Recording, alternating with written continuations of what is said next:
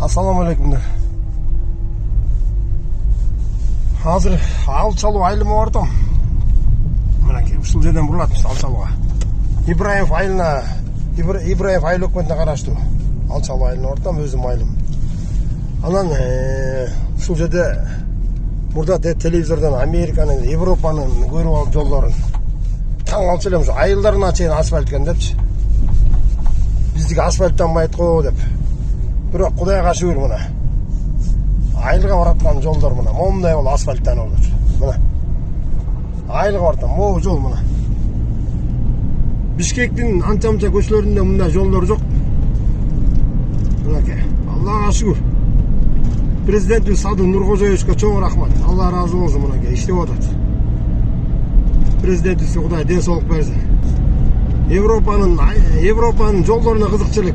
Европанын жол айылдарын ичи ушундай экен депчи. Мына биздин жолдорда айылга бараткан жолдор мына. Мынакей. Президентибизге Кудайым ден соолук берсин. Айылдын ичиндеги жолдор да оңолуп, аны да тартам Кудай буйрса. Мына айылга чейин ушундай жол. Кандай керемет мынакей.